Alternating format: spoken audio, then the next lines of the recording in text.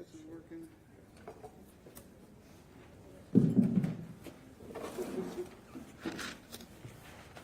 All right, thank you, everyone. Thanks for joining us tonight. Thanks for everyone who braved the weather and came out. I just want to introduce myself quickly. My name is Chris Bresky. I'm the school committee member from Ward 2, and I'm the chair of the school committee as of 15 or 16 days ago. With us is Dr. Anna Nolan, who is our new superintendent. I want to just reference on the stage here as well, Julie McDonough, our communications director, and Adam Bernstein from Fig City News, who's going to moderate the Q&A, which really will be most of this. Toby. Oh, and yes, Toby Romer, our assistant superintendent of secondary, is here. A couple things I just want to mention kind of before we really get started. I'm here, representing the school committee, but I can't speak on behalf of the school committee in answering all your questions. You'll ask questions that we haven't deliberated upon, we haven't discussed in open meeting, all that kind of stuff. So I'm going to be giving you my views. If I'm speaking for the committee, I'll hopefully reference that beforehand, but I think that's just important to get out there. So I guess just to start, look, I know tensions are high.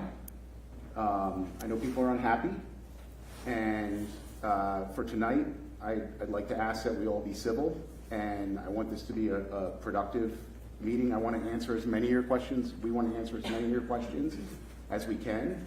So, I'm asking, let's all be the kids that, the kids, let's all be the people that we want our kids to think we are.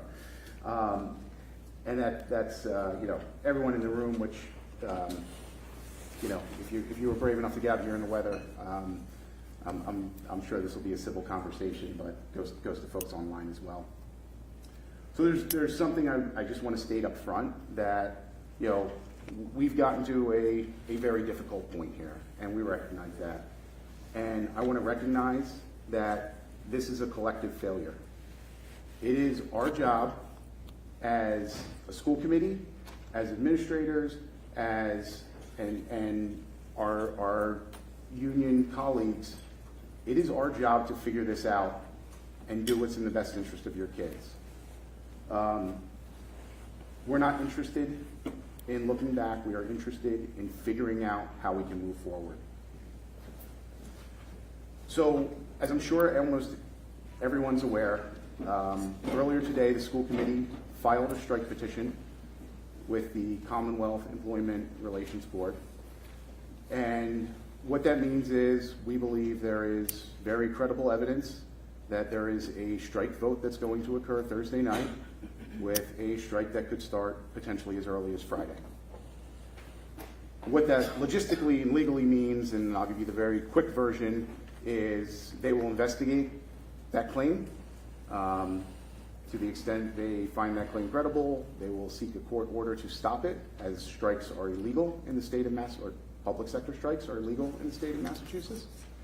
And typically, as most of these situations have played out in the Commonwealth over the last year or two, if that order is defined, then typically the court will find contempt and start imposing fines. There is a current cease and desist order outstanding, directing union leadership not to engage in this activity. So worth mentioning as well. I'm sorry, a few people are in the chat saying you're very faint. Oh, okay. Jane, would we move this mic closer to on the, Can you? I think it's on the Yes. Yeah.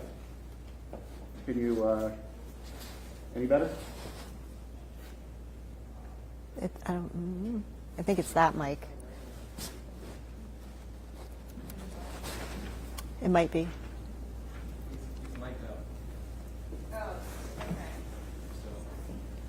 You might need to remind them that they need to be able to hear the audio, that hearing is. Okay. Yeah. Okay, sorry about that, everybody. This was this was put together kind of quickly, and this room's really typically not built for a virtual format like this. So we cannot stop a strike. We can go through this process legally, but there is nothing we can do from stopping a strike. We will do everything we can to limit its duration, and that, of course, includes continuing to negotiate with the union in good faith. So just a very quick overview of kind of how things have progressed.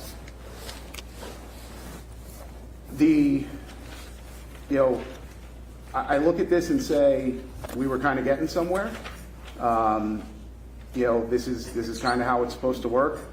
Not surprisingly, the NTA's offer on COLA, and look, we're going to talk a lot about COLA's cost of living adjustments.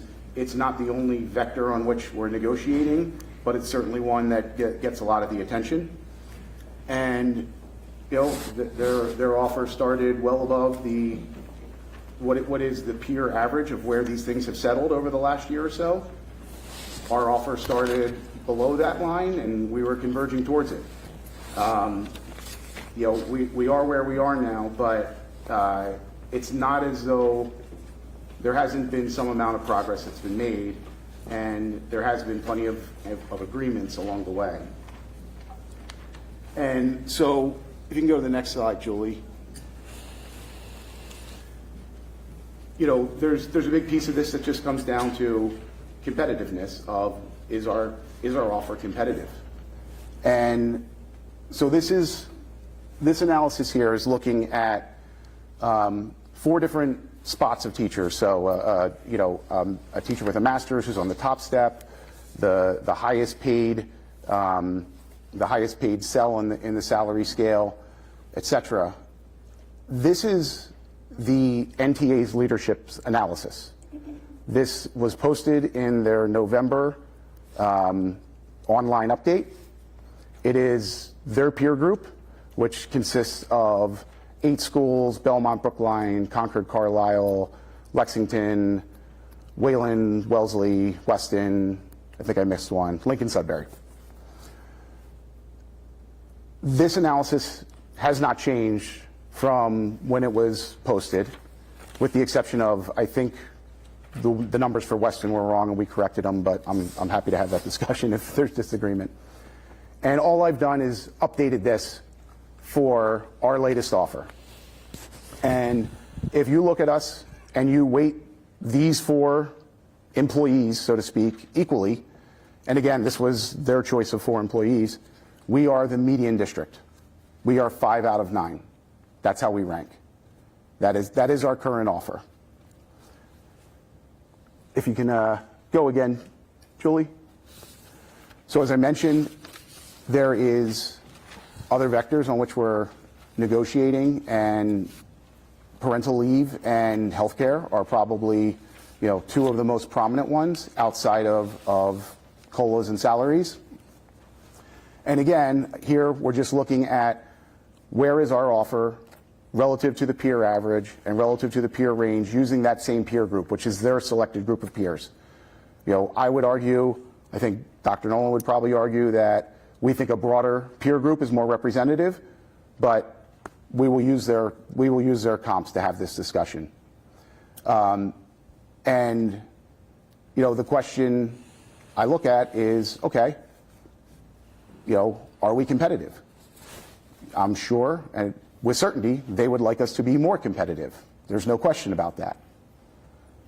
But given the gap in where we are right now, it makes it really tough to move forward and figure out where that where that point of agreement can come. That's all I wanted to present to you tonight. Like I said, I wanted this mostly to be hearing your questions and us giving you answers. We will answer all your questions as frankly and honestly as we can. I can promise you are going to ask questions that we cannot answer, and we will say so, or we will give you the Bill Belichick grumpy, one word and rough. So I will not do that. Adam, would you like to, oh, sorry, Could go I ahead. just say a couple Yes, things? yes, sorry. Hi, Anna Nolan, your superintendent. First, I just want to say that while negotiations is happening, and I've never experienced in all the 36 contracts that I've done anything quite like this, typically there's negotiations done under certain norms and conditions, and then jointly agreements are released. And that is not something that groups here have agreed to, so there's all kinds of misinformation around. And there's just a lot of fake news. And you know, in the absence of actual things, there's a lot of things that get made up, right? So especially post-pandemic, I feel like there's more of that than ever. And people will get online and they'll find one little thing and they'll be like, there's the truth. So I have a few interests in tonight. Like, obviously, I want this contract scenario settled. But my number one priority is your kids. Good programs for them, opportunities, the best class sizes, the best programs, best curriculum, and the best teachers. So, but my job is to advocate for your kids first, before anything else. And then second, the NTA members are my colleagues. This is my profession. I care about it. I serve as the Tri-County Superintendent President, and we work to understand what are the salaries in the region. I don't want our salaries to be out of whack so that we're not attractive, because that's part of having what's best for your kids. So the question, of course, is how can we do that with the resources that we have? In what order? And in what long-range strategic plan? Because what I haven't seen is a long-range financial plan that shows us how to be patient and how to hope for what we can have in the school system. And that's what we need. Because then we can be good partners in the city ecosystem and say, like, oh, the police are doing this project, fire's doing this, we're doing this. Here's the give and take along projects within the city, right? We don't have any agreements like that right now. It's just like a death match for the money. That's what it feels like to me. So that's not good for children. And so I just want to say teachers may choose to go on strike, and we're going to love teachers. And they could choose to come back and not strike, and we're going to love teachers, and we're going to have to come to an agreement for children. And I think that we all agree on that once we get the hysteria of this moment out of our minds. So I'm going to keep saying those things because somebody has to take care of your kids. And also, I was deeply interested in making sure that our current offer was just released. So you have it the way it was given in negotiations, because you've got to be able to read it for yourself. And there's all this like writing and blogging about who said this or who said that. You just have the document from our legal negotiations, which I would never do in silent negotiations that typically happen, but here in this city, everything's open or not. So you have the document, so I just want you to hear it, that those are the offers that are on the table. Okay. Adam, do you want to kind of give a just quick instruction on how things are going to go, and for folks online, how they can ask their questions? Sure. I'll go into the frame for a moment, I guess. Hi, Adam Bernstein, Big City News. I've written extensively about NPS and the various issues involved. I was asked to independently moderate tonight to ensure that there's no perception of anyone having planted a question or Chris and Anna only calling on people that they already know. We will do 3 folks in person and then 3 folks on Zoom and go back and forth.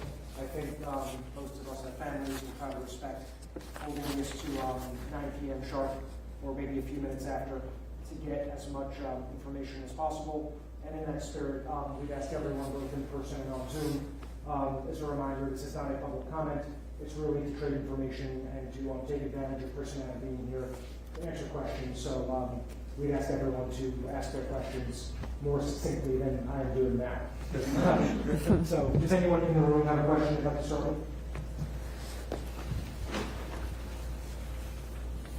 Thanks. I was first to Anna, just to let you know, I think the teachers are being fair for the kids, so I'm not worried about the kids right now. Do you know if Andover and Brookline, before their teachers went on strike, if their city had filed, what's the name of it? The complaint? The petition? The petition. Yeah. Yes. So what is the goal of the petition in terms of getting us to a place of agreement Thursday night? Because I can just share that as an observer, it feels like the communication coming from the school committee and the mayor is very confrontational. And so it does feel like we're at this point of, like, what's the goal of the injunction if other towns have done it recently and the teachers are still on strike? Sure, so, Joan, sorry, we only have one microphone here. I think I'll stay behind there and we'll just repeat questions. So, we offered to meet in mediation any night this week, and the earliest date we were told we could meet was Friday.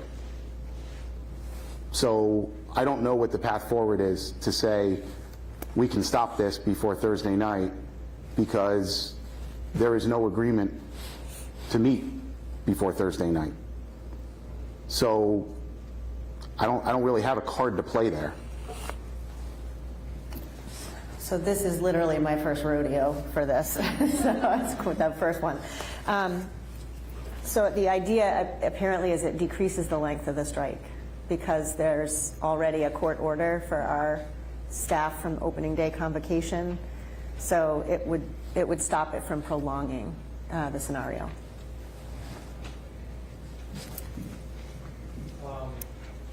Yes, because I think probably easier to just say the question. Yeah, I'll kind of repeat the question or paraphrase it. Okay. Hi, I'm Elizabeth Zimmer. I'm the HM PTO president. I actually have 3 pages of questions from my community and including some teachers. My first question is, why is the school committee offering only package proposals? Because aren't there some areas of agreement or some areas of progress? Like, why can't you unpackage the proposals and get agreements on some issues? Sure. So in terms of package proposals, do you want me to take this or do you? I just want to say one Okay, thing. sure. So there's a lot of different types of bargaining. We are not doing package proposal bargaining. Giving them together on the same page at the same time is not package proposals. So anybody can react to any individual piece of it at once with individual feedback. So I know that's part of the narrative, that there's like, it's like a used car salesman situation, and like you either take the package with these features or you don't. Individual feedback can be given on each through the mediator. So it's not take it or leave it. It's here, this works for us, this doesn't, this works for us, this doesn't.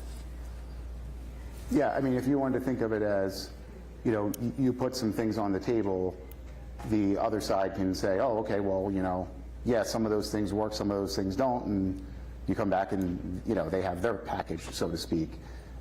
So it's, you know, it's really by nature not a, you know, a take it or leave it proposal from that perspective. I can tell you, in doing that, the goal was to, and by the way, I was not part of the negotiating team at that time, but you know, there was a million little things that were accumulating, and we hadn't really addressed the big things, or some of the big things. And so, in order to, you know, recognize all these things have money, they all have price tags attached to them, they all cost money, and you don't want to go through a process where, you know, yeah, we've agreed on, you know, all these other little things, and now there's nothing left over for your COLA, which we know you really want. So there are trade-offs. Everything is a trade-off. And, you know, putting forward that sort of, you know, that sort of thing that's going to capture multiple variables recognizes that. We can do this if you give us that, and it's just doing it, you know, do you want to do 2 things at once, or do you want to do 20 things at once? I mean, that's kind of how it, you know, really works. There is one thing I wanted to recognize, by the way. Someone asked me to, beforehand, to ask a question that I know a lot of folks have asked, and why isn't the NTA here? And I do want to address that right now, because I apologize, I forgot that at the outset.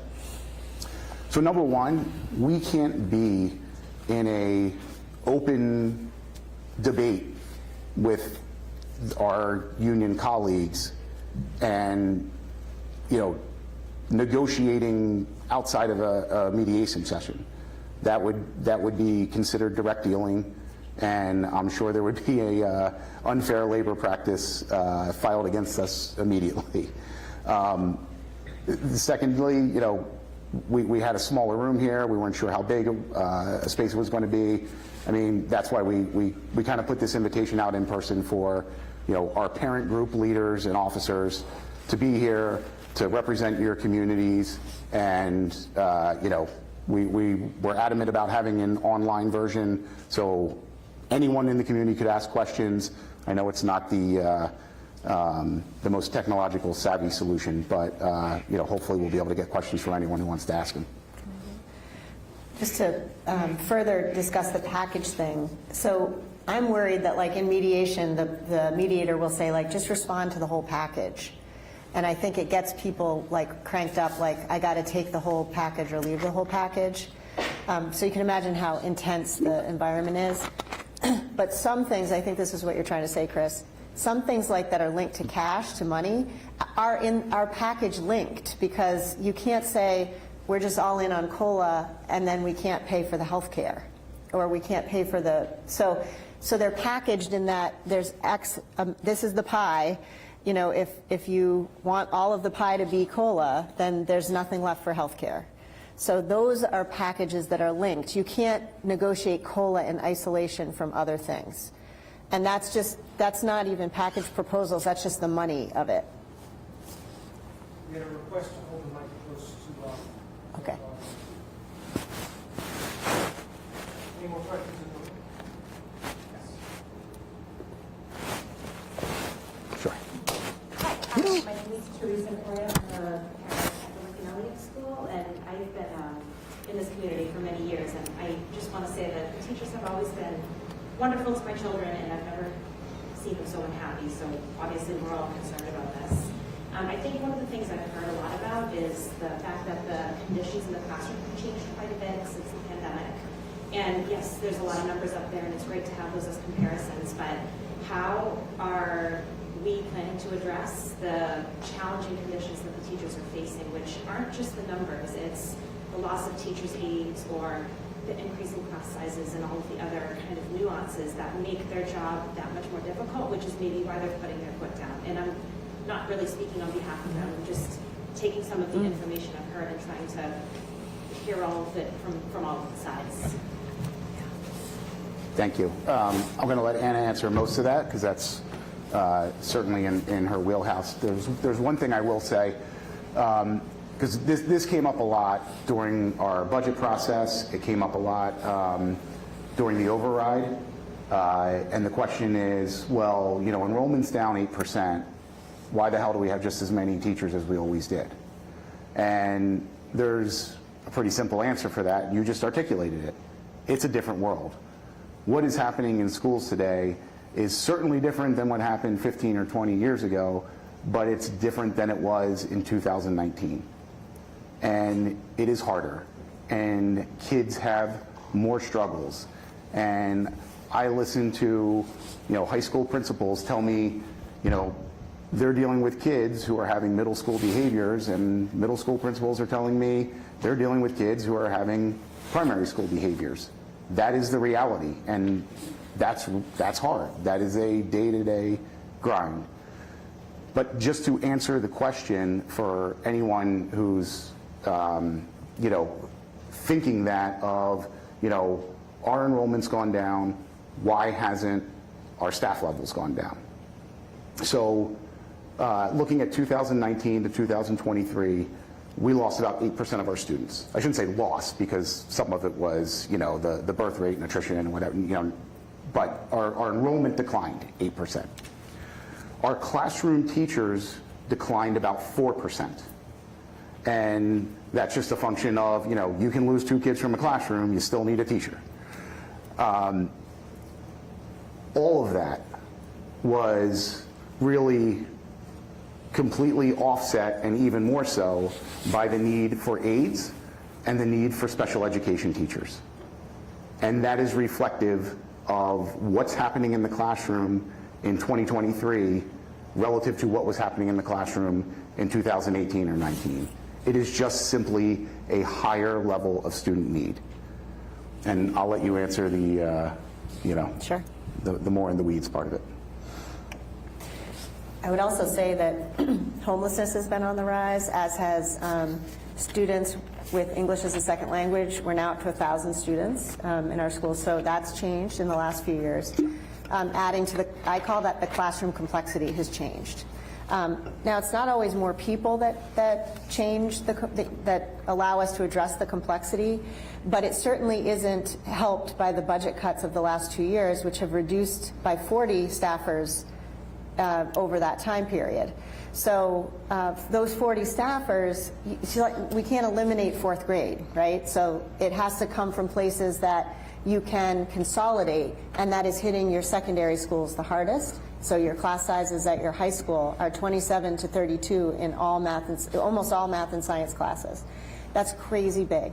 You can do it. You would think high school students would be able to handle it, except that post-pandemic, those students still have deficits that need to be addressed, and bigger class sizes mean less time with the teachers. That is a working condition issue for teachers, too. So I'm hugely advocating for that at the secondary level. At the elementary level, now that we have our new literacy curriculum, it's very clear to us some trends that have been happening in the elementary school day. The elementary school day is expected to contain 100 pounds of potatoes in a 20-pound bag. It is not a long enough day. Everything is very disjointed, and because of, and I know this is something that's come up, because of the way the current time and learning agreement in the teacher's contract works, it ties the hands of teachers and principals, because it dictates a certain order, and it's the most restrictive contract I've ever seen for scheduling specials and classes. So for example, in a given day at the elementary school, art classes are longer than your science blocks. Not to say I don't love art classes, but if science is not happening, they're not covering the material that's necessary. So those are some challenges, but more difficult is that due to the part-time staffing of special area teachers and social workers at the elementary level, and this time on learning agreements limitations, teachers are often shared between more than one building. So our elementary classes and some of our buildings are spinning around when the art or library teacher is at the building. That is not what I want driving how we service students academically. And additional challenges are, because of this agreement, we can't get teachers' common planning time together within the school day. I know there's been a lot of talk about reducing common planning time and prep time. There's no desire to do that. We need the flexibility to do it in a way that gets all the third grade teachers off together so they can share the burden of planning and planning interventions for young people, so that they're not prepping 5 different lessons for intervention. They can work as a unit, or 3, in their elementary school to serve an elementary intervention block, which means that all those teachers know that the reading specialist, the math specialist, the library teacher, the IT specialist, other consulting practitioners like music teachers, we could pull kids out for music lessons in the intervention block instead of pulling them from general education classes. Currently, when your students need special ed services, they're pulled from general education classes in many of our elementary classrooms, missing the gen ed instruction to receive skill building instruction.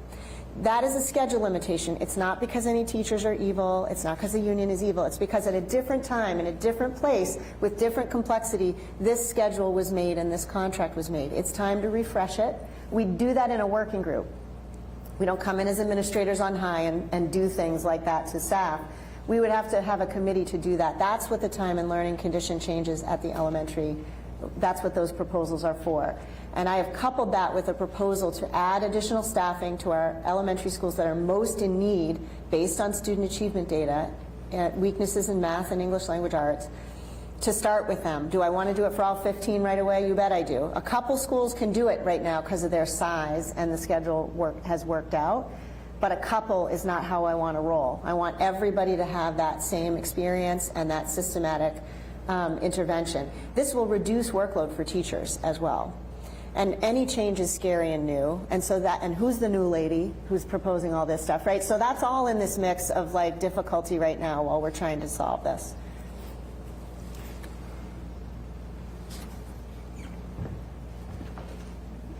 We'll take 3 questions from the online chat. Now, the first one is from David Mack, and the question is, how are you defining competitiveness?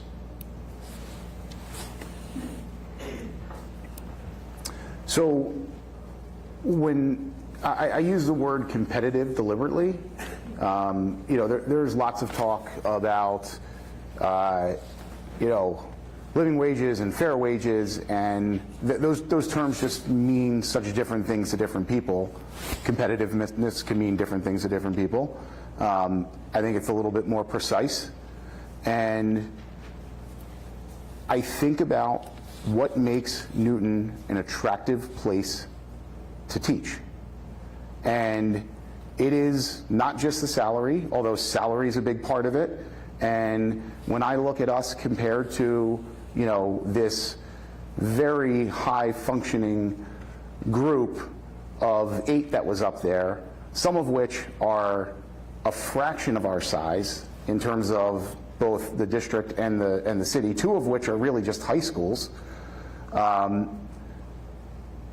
I say we can be squarely in the mix there. To me, that sounds competitive.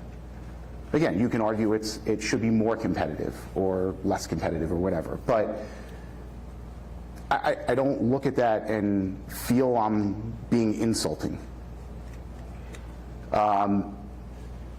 It's healthcare, it's parental leave, it's our professional development time, it's everything this district does and the support we give our teachers. It is every aspect of that, of the day, that makes you say, is this a place you want to work or not? And to be honest, I think, aside from what was brought up and, just this is a harder job today than it was 3 or 4 years ago. And I don't think there's any questioning that. But aside from that, I think whether it's a school district or a company or whatever organization you want to think about, uncertainty and instability are the biggest morale killers.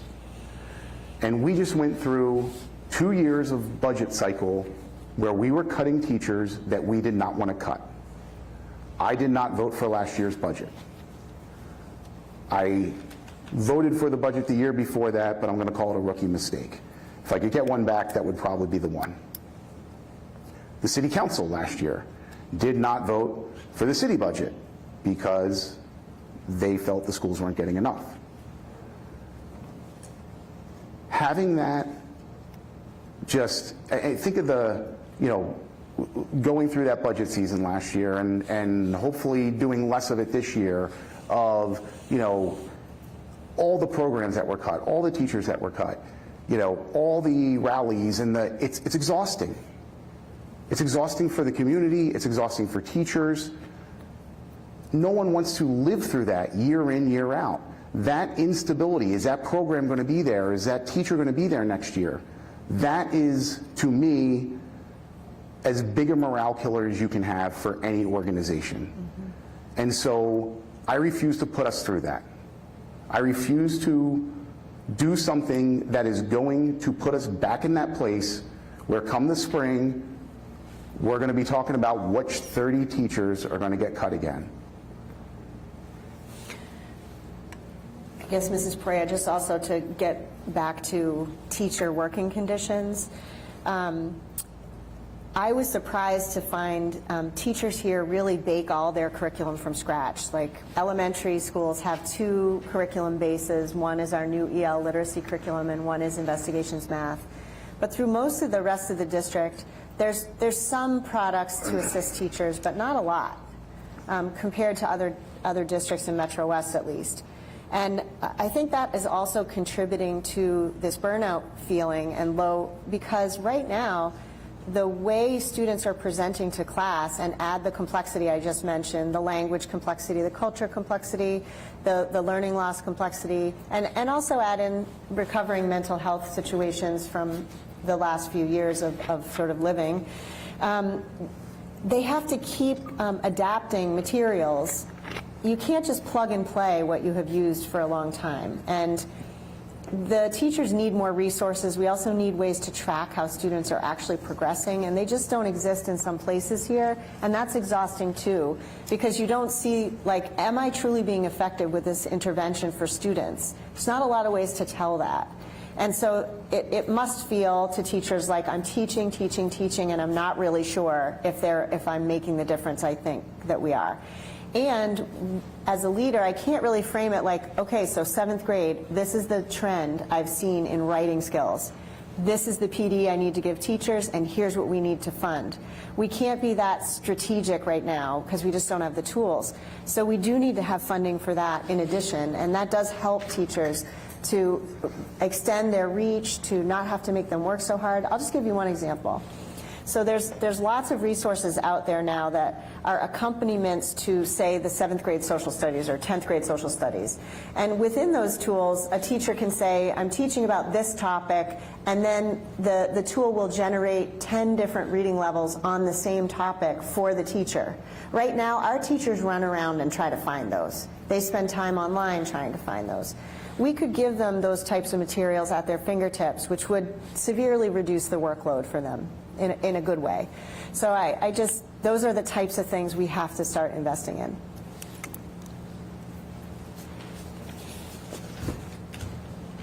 The next question from the chat is from Daniel Leffler, and the question is, why did the school committee start negotiations so far below the median? That does not appear as though it's good thing. Well, when we started this process, we again had that same mindset of we can't go through what we've just gone through the last 2 years.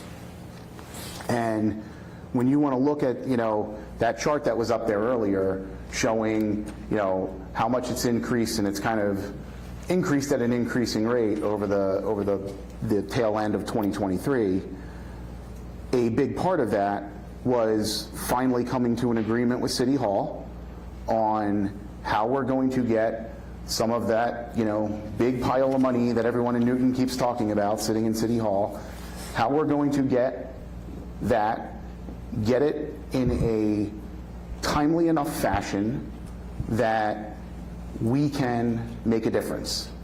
And we wanted to make a difference in the offer we were putting forth to our teachers, and again, we wanted it to be competitive. We wanted to address the most pressing needs through Dr. Nolan's entry plan, and those two most pressing needs, as she mentioned, were getting our high school math and STEM classes down to a more reasonable size and putting in the necessary supports at our 5 elementary schools that needed it the most. Those are things, when we talked about this, the discussion was about, we can't do things that are just going to, tinker around the edges. We need to do things that are going to make fundamental differences in real impacts for kids.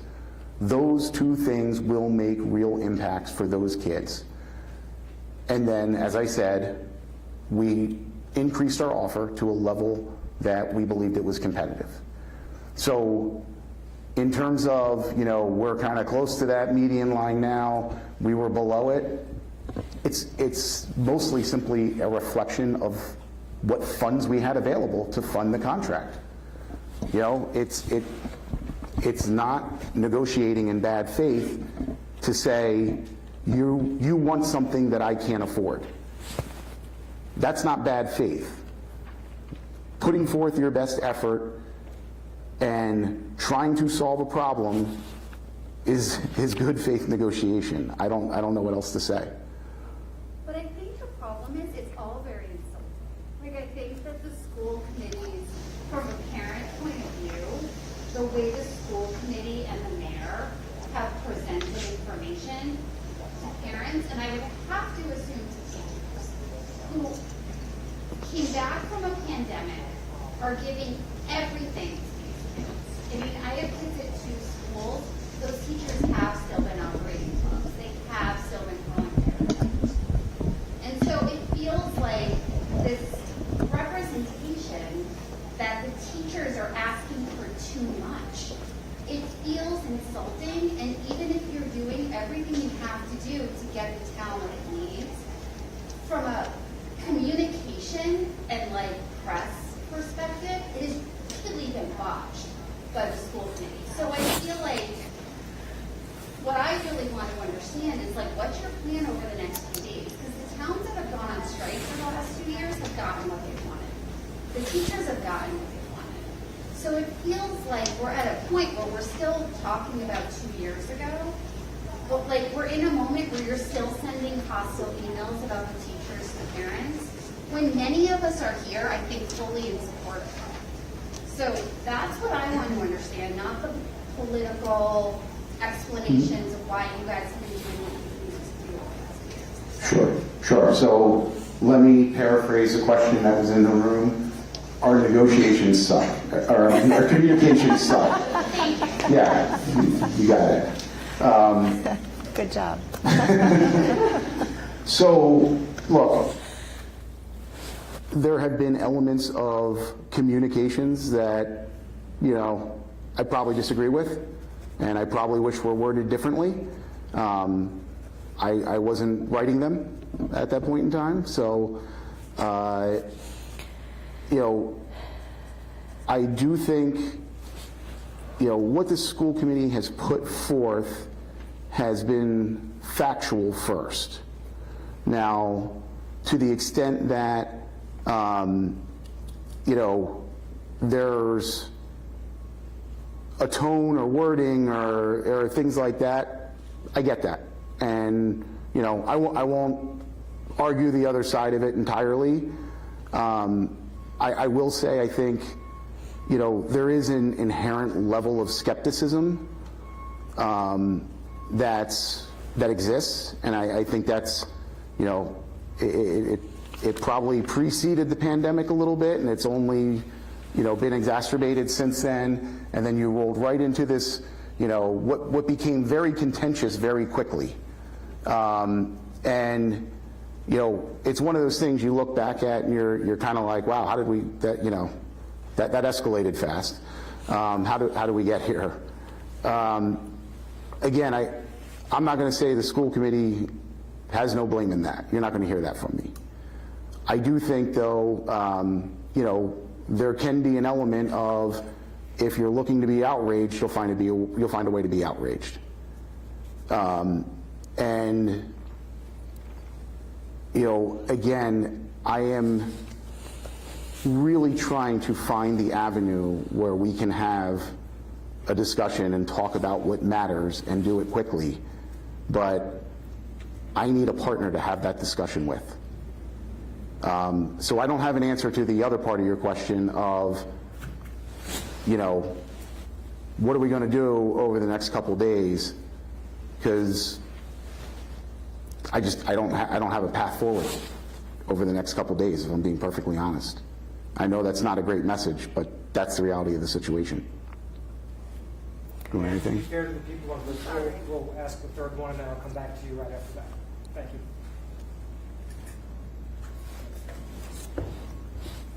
We've got our third virtual question, and we'll go back to the in-person room.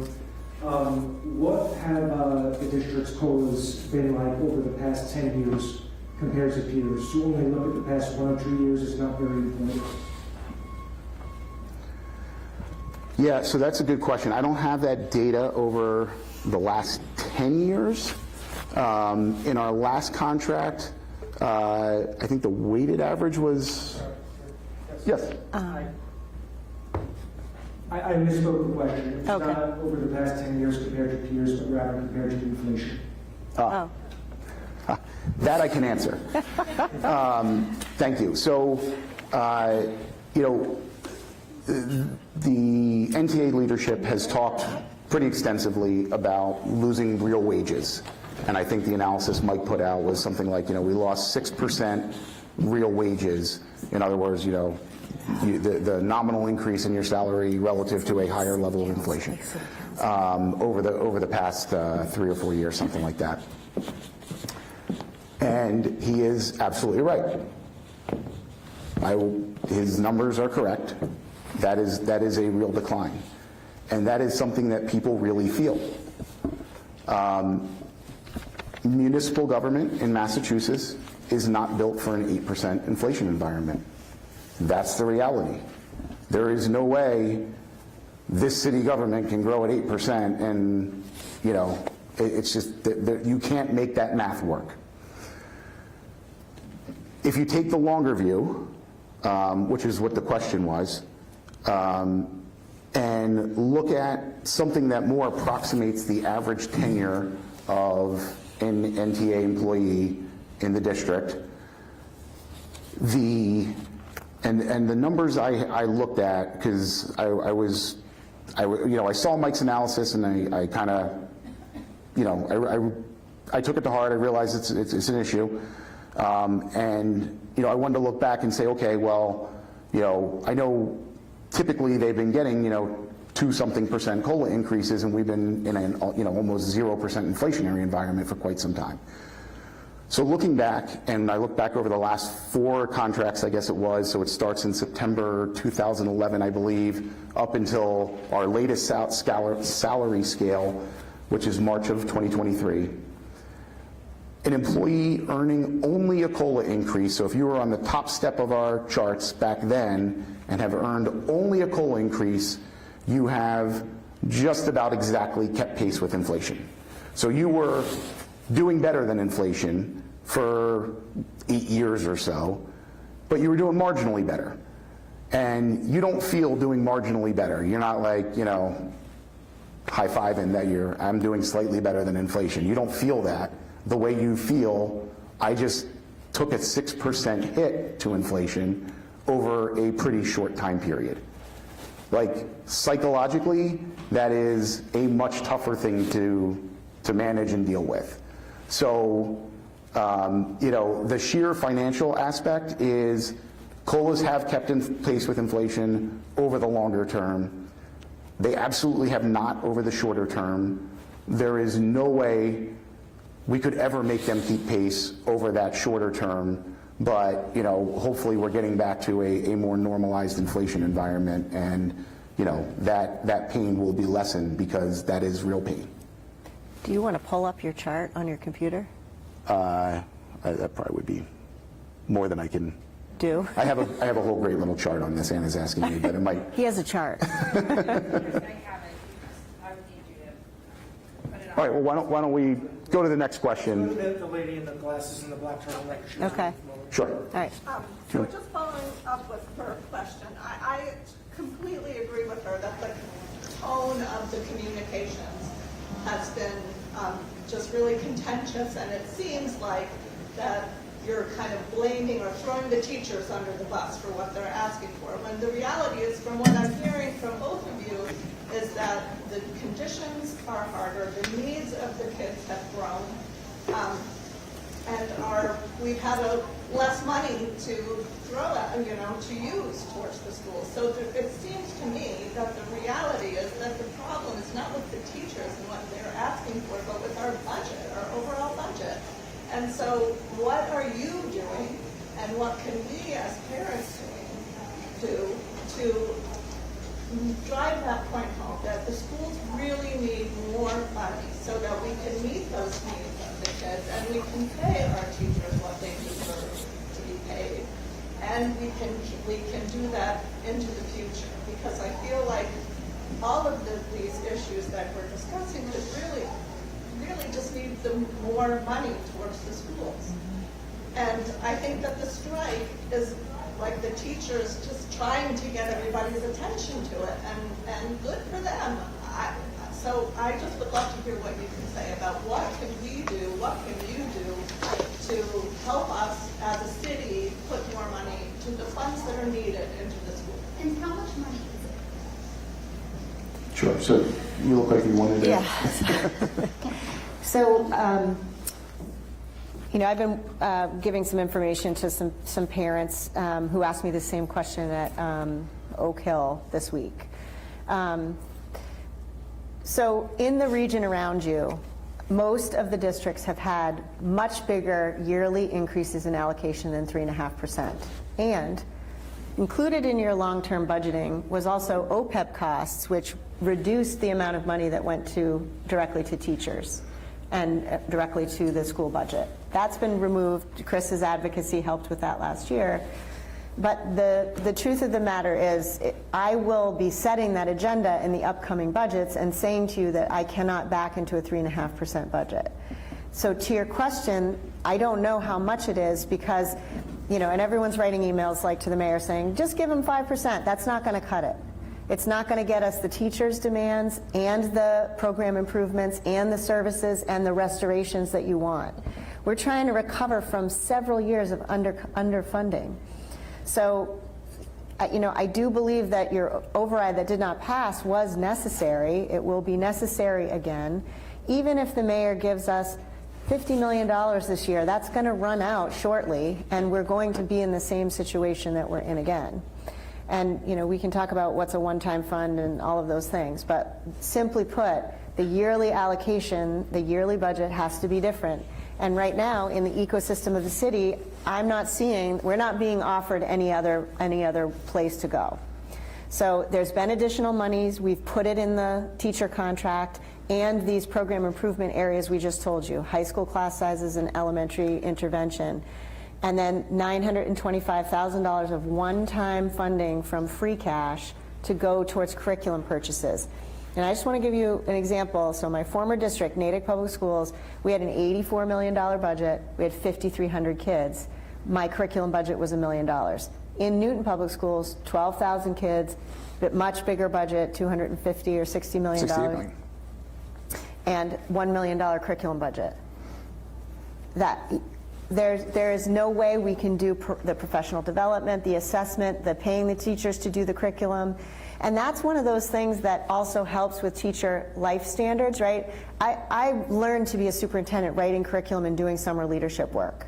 We have cut that over time in this district, so fewer and fewer people have that career ladder and the extra money to be able to take that on.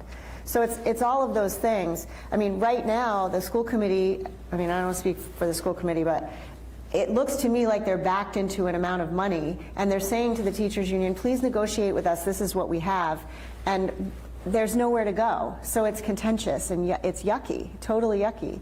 And so I don't know if a strike is the answer. I know it's not the answer for kids, and that's the issue that I'm having. So a couple things I want to mention there.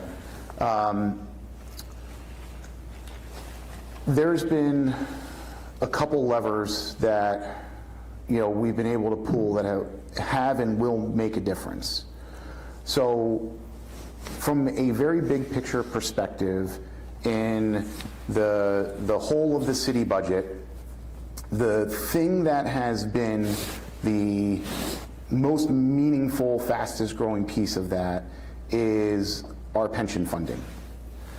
We did grow for the past 10 years or so, the growth of our pension funding by 9.6% a year for a city budget that was growing at 3-point-something% a year, pushing 4%. When that started 10 years ago, and pension was like a 1% line item, and it's growing at almost 3 times the rate of the whole, it's not that painful. When it's a 9% line item, and it's growing by 3 times percent of the whole, it's enormously painful.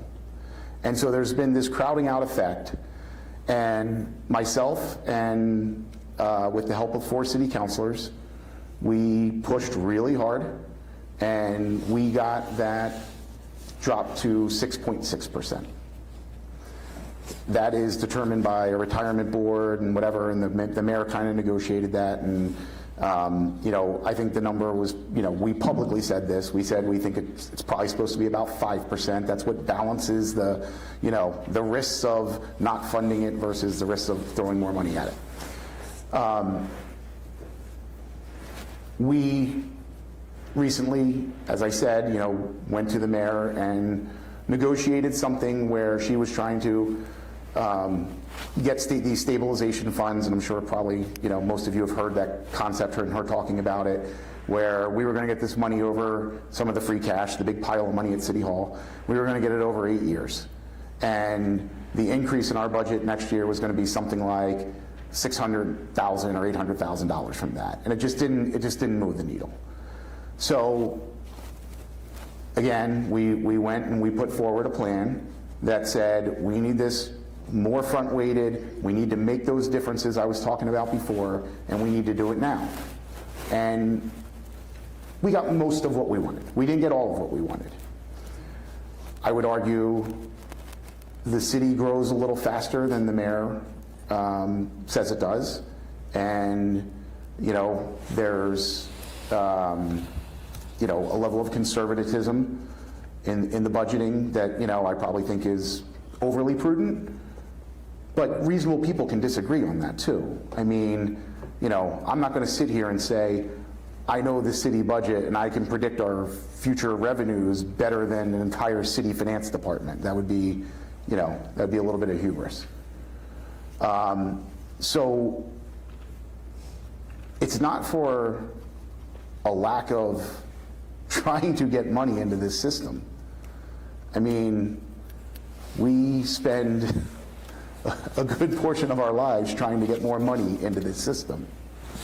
And, it would be great if we could do everything, if we didn't have to go through this contentious process and, this battle to try and, come to some agreement. But, I mean, we're putting forth our best effort here. I do think what we've put on the table, look, I know it's not what teachers want. I know that, I get it. But it's not, it's not crazy either. I don't think it's worth shutting down the schools over. I don't think it's worth locking my 2 kids out of school because we're not able to get to the level you want to get to. Let's figure it out together. Let's sit down and figure it out together. Mm-hmm. There's a few other things too. Our grants office is really picking up. So just this past month, we've obtained about $1.3 million of additional grant funding. But that's grant funding, right? So it's temporary. It's got to go for dedicated pieces. This one's on literacy materials and instruction. And we were able to get any sort of match waived. So that's good for us. And we'll keep doing that. I'm just getting started with that. Second thing is I'm proposing that the school system consider school choice. It's going to be a controversial decision. Some people love it, some people hate it. Can make school districts a lot of additional money. The other thing that the school committee has to consider this year is whether to keep all of its school buildings open. These are other ways. We have 22 schools. No one wants to hear this. I don't even want to say the sentences I just said. But you do know that those are things that other school systems have to contend with. Wellesley closed 2 schools, Natick closed schools, Needham's closed schools. So there are things that we can consider. No one will want those either. So then the question is, as a city, what are the things that you want? And that's the priority setting conversation we're trying to have with Profile of a Graduate and strategic planning.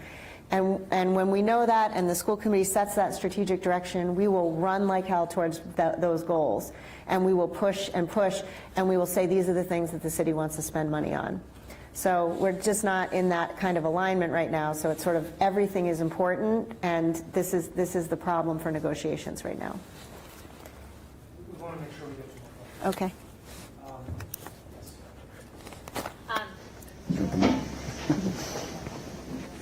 I'm Lucy Ewens. I'm one of the co-PTOC presidents. So just following up on Jen's question, which is pretty much how much do we need?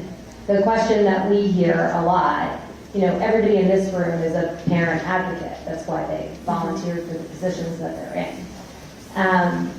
And there's a lot of broken trust in the district, and there's a lot of broken trust in the city, and no one knows who to trust anymore, but you're both new, so you have this opportunity to try to repair it. And I guess the question is, what's the magic number? I know you haven't done the strategic planning to know what it is, but we're all looking to advocate for all of the things that you're talking about, to end and have a good contract for our teachers, to restore class sizes, to add programs, to add curriculum, to reduce the load, all of these things. And it's hard to really know how much money the city actually has for the schools. It feels like no one trusts that either because of, frankly, what's happened so far, so the override failed. And so I guess what we're asking is, we need to advocate, we hear that, but we don't know what to advocate for. Yeah, so I'm just going to stand up for a second. I don't know how to answer your question because I don't really know what the ask is on one very big part of that. And that's what's being asked of us by the union. When you look across all those vectors of parental leave and healthcare and you know, just the sheer salaries and COLAs, and then, you know, factoring in what is the, you know, not just direct but indirect cost of some of those things, which are going to, you know, mean teachers are out of the building longer. We need more subs. We need there's a, you know, second derivative effect of a lot of these things, and so I don't know. I honestly don't know how to answer that question in the context of the information I have right now. I know that's not really satisfying, but she's going to say something better than that. We just need 15%. No, I'm kidding. Just bring it. All right, so the current situation with the offer that's on the table with the NTA, plus adding elementary literacy and intervention supports, plus high school, which doesn't solve the whole problem, is roughly about 5% allocation for the whole year. So that's about 5. So it's totally inadequate still. That would be a hard ask for me to ask for like 10% in a year. You would laugh me right out of superintendency. He would be like, oh, she's crazy. But that's why we need a longer range plan to sort of see where we're at. And also, we're kickstarting a process of budget meetings with our principals that actually ask them to talk not just about headcount, to your point, but to the complexities of what's happening in their building and propose us things based on student achievement data and the trends they're seeing with their kids. Because currently, because of the budget cut scenario, there's just been this like, there's X number of students, you get X number of resources, and we are not growing widgets in the schools. So that can't be how we do things. Different schools have different needs. I'm trying to get my hands around that. I will propose a budget this year that is what I think, I'll propose what 3.5% gets us. I'll propose what everything that the principals ever asked for, which is going to be Cucamonga, and then there'll be my recommendation. So that's going to come before the public this budget season. The problem is we don't know where we can land with the teachers, so we don't know how much can go for anywhere else. So that's the weird dance we're in, and we know we don't have that amount. We have this amount, and we've been told that it's so dissatisfactory because of for whatever reasons. I don't actually know which part is least satisfactory. So, but it's just not enough money all around.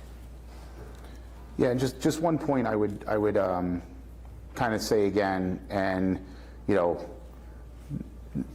the mayor and I have had, you know, our differences over the couple years I've been doing this, and we've had some little spats over budget stuff. When, you know, I said it, you know, Anna and I went in, and we got most of what we asked for. It was not unreasonable when you're thinking about, you know, that big pile of money and the amount we're getting, you know, the amount that's allocated to the schools relative to all the other priorities of the city. You know, we don't, you know, schools don't exist in a vacuum, and we have to be reasonable people. It was reasonable. I mean, it really was. Do we kind of still need more? Yeah, we do kind of still need more to really execute on what we want to execute on. But, you know, there's a budget season coming up, and we're going to advocate for it. And, you know, there's probably going to be free cash left over at the end of this year because we typically under budget interest income relative to the, you know, the level of interest rates currently. And I can promise you, if there's, you know, 12 or 15 million bucks lying around at the end of the year, Anna and I will be at City Hall telling folks all the great things we can do for our kids with 8 or 10 million of that dollars.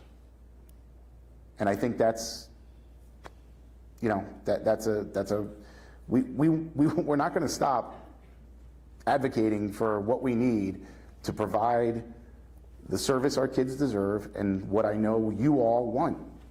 So it's, you know, it's going to be an ongoing process. Do one more in the room. Grayson.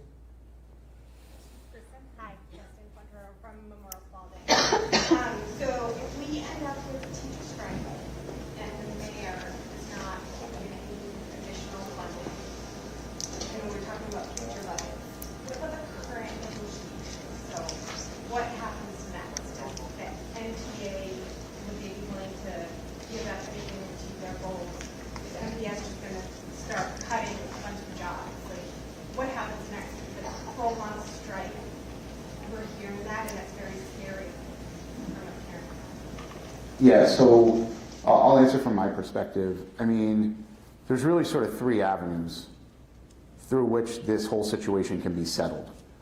And I mean like big settled, like we all willingly sign a contract that we're content signing and we're content moving on.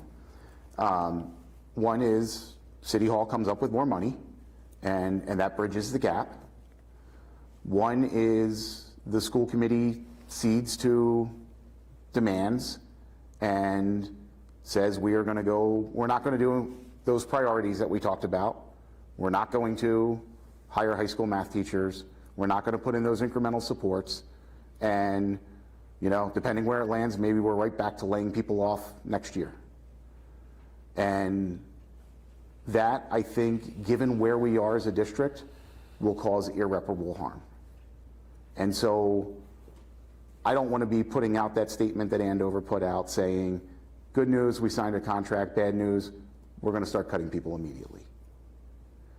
And the third avenue is for the NTA to lower its ask. I mean, to come to a sense of, hey, this is a more competitive number that we're happy with, and realistically, it can be all three of those things. It can be any one of those three things, but those are really the three avenues we have to getting to a settlement here. And you said it's scary, and the thing that scares me is I don't know how likely any of those three things are. I mean, that's what scares me. I feel like through a lot of this process, I've kind of always had like there's always some little, Anna knows I like kind of call her up every day and talk about like my next crazy idea, and I don't really have a next crazy idea right now. Come on, Chris. I guess I just want to say, I think that there has to be some authentic, actual negotiation. I'm coming in as an outsider, and the lack of trust among the parties just makes everything not. So I'll give you an example. I feel like if we took a longer view on certain things, we might be able to get to yes on all the things, just not immediately. So for example, parental leave. The ask here would put us in the same league as only two other towns in Mass, the two towns that just struck, Cambridge and Andover. They have very different sort of profiles, both of them, different from Newton. We might be able to get to that if we make some adjustments in other parts of how we deal with staff attendance, sick days, all these other things. So for example, in other towns, they have ways to incentivize staff for their sick time, and right now there's no incentives like that in our district. And so the current parent leave proposals would actually be 3 times as costly than they appear. So there's the cost of, and I'm not coming out against parental leave, I just want to be clear about this. I want good parental leave for our staff. But you would pay for the leave, you then pay for the sub, and then the proposal makes it so that no personal sick time is used for any part of that leave, so then you pay again for the sick time when the staff takes that sick time. So it's a triple payment. Other districts don't have that triple, right? They might have sick leave buyback at the retirement. They might have, there's just other ways to do it that mitigate those costs, because the asks are millions and millions and millions. To meet this need, it's millions of dollars for what the NTA is asking for that we don't have. Even if we keep all the high school classes at the same size they are now and do nothing with elementary, we still don't have the money to do it. We're not even touching it. So it's like this much, and we have this much. But what about our kids in the meantime? So if they do strike, and you said you don't know if any of these 3 avenues are going to happen. I have a 5th grader who had half-day kindergarten. 1st grade was out for 4 months for COVID. 2nd grade was DLA. 3rd grade came back with masks and precautions and other things. Finally, 4th grade had a normal year. And now in 5th grade, their teachers are work to rule, right? Like, that's what it is. The students aren't benefiting from it. The teachers aren't benefiting from it. we are not benefiting from it because the teachers, while they want to communicate with us, aren't able to. And so where is it? At what point does everybody come together and say, the students, I mean, yes, I have a fifth grader, so I feel this from all of that. My fifth grader has had one field trip in 6 years in the new public school system. One. And there are no more, I mean, they are not, the teachers' hands are tied. Our hands are tied. What are we doing for our children? Because this is not sustainable. So the teachers' hands are not tied. So we could negotiate round the clock, and this work rule does not have to happen. We could just simply do this until we are done. And I know that's a tradition here in Newton, but that's not how other districts all do it. So, and it's not their fault. I know they're, you know, it's an expired contract, all the things. But that's it. Yep. You know, it's not their fault, but at the same, I mean, so in some way their hands are tied, right? Because if it's not their fault, that does mean that they're not able to do what it is that they want to do. They want to help our kids. My fifth grader has an unbelievable teacher this year.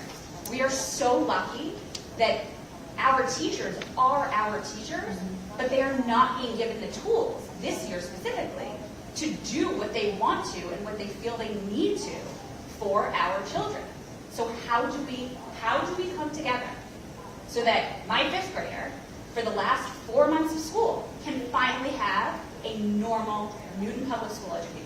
And the mayor does not seem to recognize that if all the parents stop wanting to pay new taxes for our kids to go to these schools, so we don't just have a bare minimum contract, but one that meets the NTA peer average, she's not going to have taxes to enroll for schools. Like, I feel like there's a missing block here of the fact that, like, Newton had great schools. It's coming down. I don't think we want to be below peer average just because that's the only money the mayor's giving the school committee. So the question is, like, is the mayor the problem? Like, what do we need to do to get the schools going? Because I feel like what you said is 100% right, but it feels like we just keep having this conversation over and over. I mean, I think our plan is that we will negotiate over and over until we try to come to some accord. But the money is the money, and that's where we are, unfortunately. So I just want to address the, you know, moving forward piece of that, right? The first mediation session we've had this year, you know, the NTA has been adamant that the way the mediation process works, and this is I'm not sure if it's a standard state mediation process or if it's this particular mediator, to be honest with you, but you know, it's sort of a shuttle diplomacy. School committees in one room, NTA teams and the mass teachers are in another room, and you know, he kind of goes back and forth and you know, presents the offers. Until this last time. Until, and I know the NTA was very unhappy with that. They expressed they were very unhappy with that. So we sat down for the first time in months, I think. I told Mike I will sit down anytime. We told him we would meet anytime this week.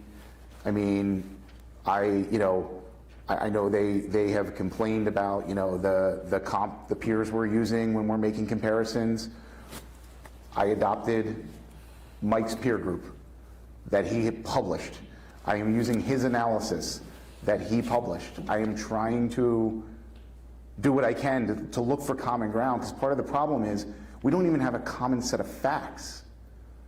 We haven't agreed on what we're even talking about. In a year and some of doing this, we haven't gotten there. So, I mean, trying to kind of go back to square one, and where can we find any level of agreement that we can build off of. And look, obviously, like, we're running out of time, and I get it. But, you know, I mean, I'm going to do whatever it takes, short of having to make that statement that I'm going to make the trade-off that's going to irreparably harm this district going forward. Chris, just one quick thing. You just said the Mass Teachers Association is in the mediators room? Yeah, so the question was, I mentioned the Mass Teachers Association. Yeah, so they are a part of the, I mean, I guess officially they're part of the negotiating team. Am I saying that correct? Yes. Yeah, they're officially, there's a M Mass Teachers rep as part of their negotiating team. You know, the Mass teachers have represented all these other districts that have gone on strike. There are some similarities there. It's, you know, it's impossible for me to say what level of influence there is, or, you know, what priorities are pushed or anything like that. I have to take, you know, what's given to us at face value and say, this is, you know, this is what our teachers are asking for. But yes, they are very much a part of that process. Well, just to be fair to the people online, let's pivot to that, and then we'll come back. We'll do some online questions now. Nancy Mann put in the chat that in 2006, the average teacher salary in Newton was number 5 in the state, and now it's not in the top 50. How do you expect to retain top talent in that kind of a situation? Yeah, so I mean, 2006. I didn't go back that far in my analysis. I'll assume that's correct.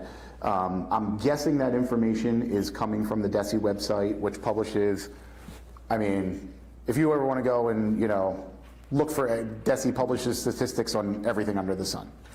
They do have a metric of average teacher salary, which is effectively take all the money you pay all the teachers and, you know, divide by the number of teachers. It can be distorting. And the reason it can be distorting is if you have a population of older teachers who, you know, are getting paid $125,000 versus younger teachers who are getting paid $70,000, you're going to have a higher average. It doesn't mean that for that given teacher at the top step, you are more or less competitive, or for that teacher at that, you know, more middle level step, you are more or less competitive. It's just taking the whole and taking the average. So it's, to be honest, not something I spend a ton of time thinking about. I think much more acutely about the analysis that was up on the screen, which was, you know, Mike's analysis, and I might argue it's not the perfect comp group, and, you know, I would use different comps, but fine, we'll use that. That to me is much more relevant, because if I'm a, you know, master's step 7 teacher, I am not concerned about what's the average teacher pay. I'm concerned about what I'm getting paid. Likewise, you know, if I'm a master's step 7 teacher, I mean, realistically, I'm, at least if, you know, I'm being economically rational, I should be less concerned about what my percentage COLA increase is and more concerned about what is the absolute amount of money I'm making. You know, we don't pay our bills with percentages, we pay our bills with dollars. So that is the comparison that I am most acutely attuned to, is how do our salaries rank year after year relative to other districts that we compete with at the same level. That's, to me, the most relevant part. Anything else?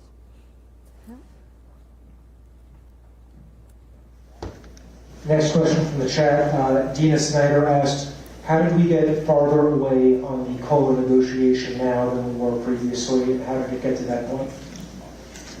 Yeah, so, you know, if you look at the chart, and I assume she's referring to, you know, we were converging and then we kind of converged away.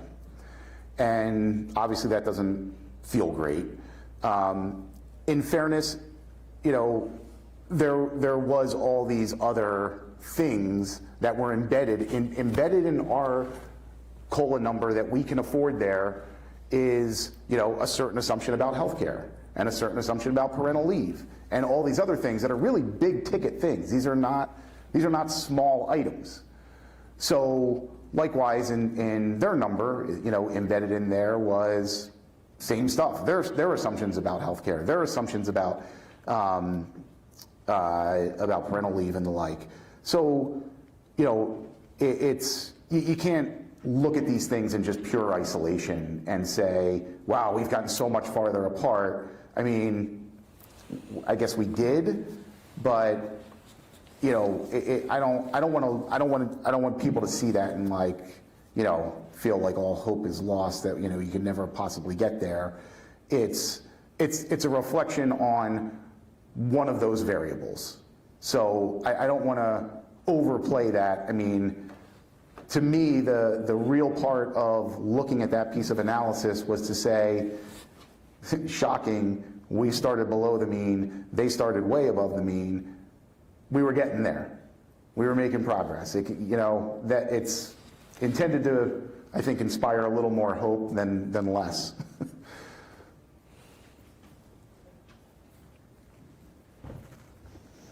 And one more from the chat, and we'll go back to in person from Laura Michelle Colarusso. For the towns in Massachusetts that had teacher strikes, did they have systems of governance that gave the school committee and or city council more authority that enabled them to come up with more dollars to settle those strikes? I flat out do not know the answer to that question. Anna? I don't know. All I know is when I speak to the mayor about this, apparently Cambridge has like this just rockin' new growth, like city business situation. So they just have more new growth money to give to that. And I guess I just want to also say things like Cambridge got an 11% cost of living increase because they extended their school day by several hours also. So there's that piece. Pardon? Not yet. They're talking about it, but it hasn't happened yet. I just moved from Cambridge. Yeah, it's been signed. I just met with Super.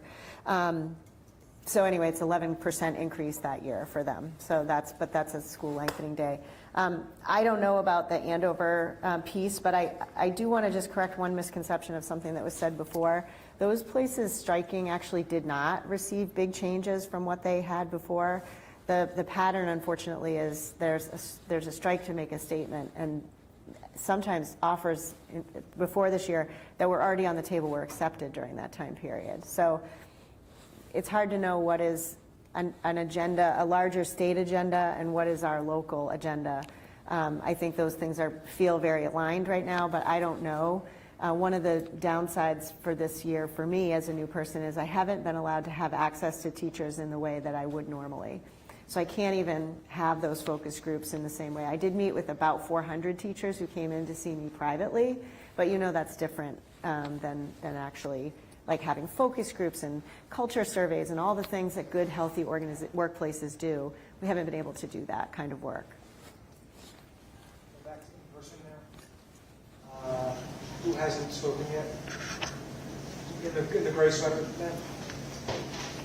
Hi, I'm Yael Mito. I am a co-chair at the preschool and also see faculties on the curriculum. Just kind of to summarize a lot of what we're hearing, right? How can we advocate? The tone of the messaging that we're hearing. You are frustrated in your positions.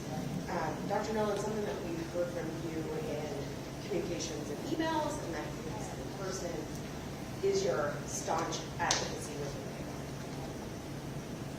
mayor. We are now kind of summarizing as a group that where we need to direct our advocacy is with the mayor. And so wondering, as I'll bet a lot of people in this room and who are watching are also wondering, is how can we help the school committee direct some of that outward, open frustration that is being committed or communicated towards the NTA? How can we help funnel that?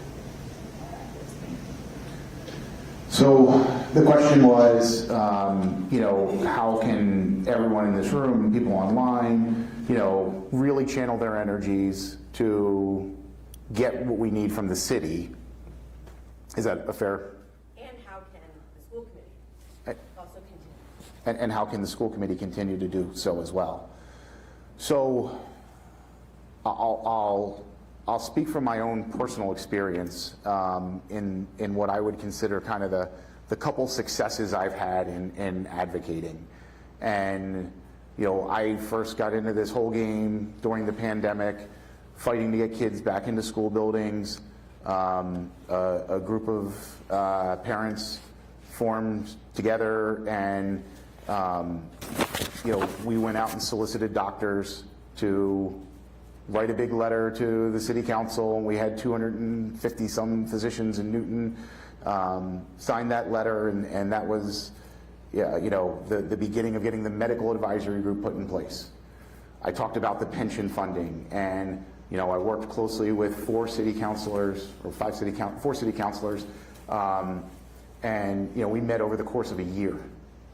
I mean, hours and hours and hours of work to come up with the analysis, the presentation, everything.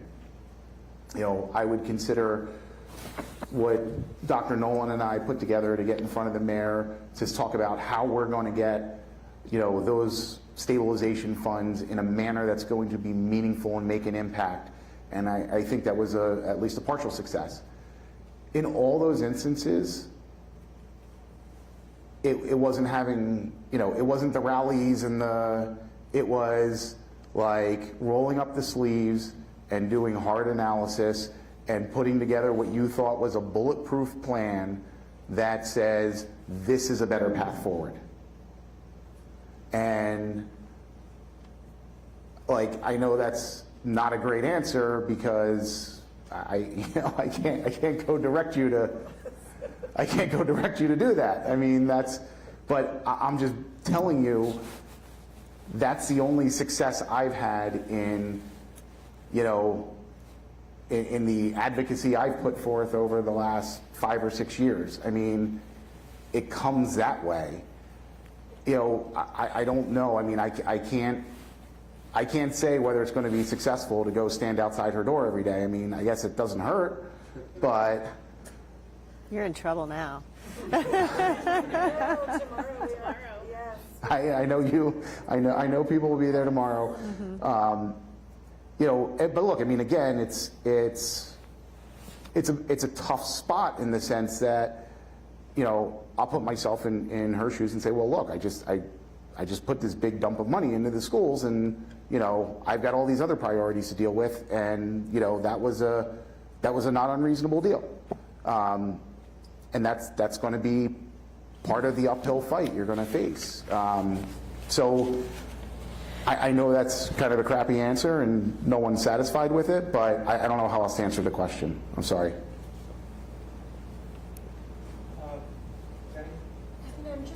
It strikes me when you're talking about having a concrete plan, presenting that to her, making it very real for her what it is that they need. We have the blueprint. Our superintendent came in and spent the whole of the year so far creating that for us. We have a list. We've had to prioritize, pull out a few of those things, and she did respond to that by giving a little bit more.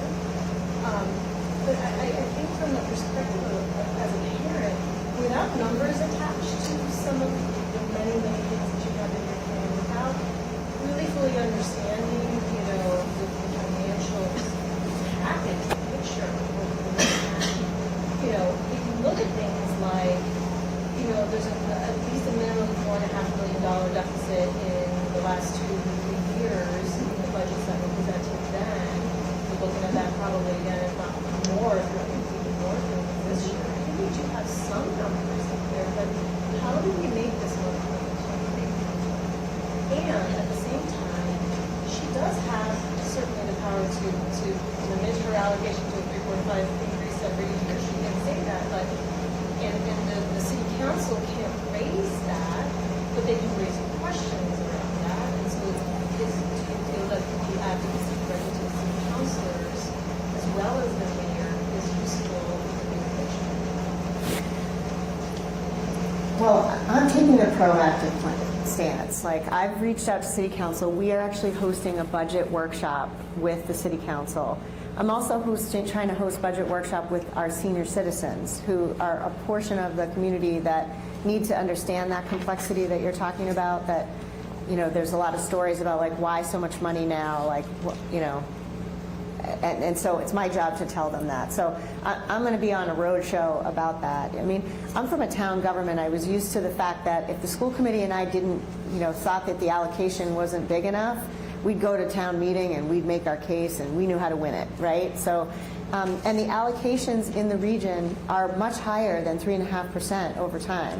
So, now that said, that can get tricky too before you go shaking down all the different people in Metro West and saying like, what was your allocation? Because I know you will.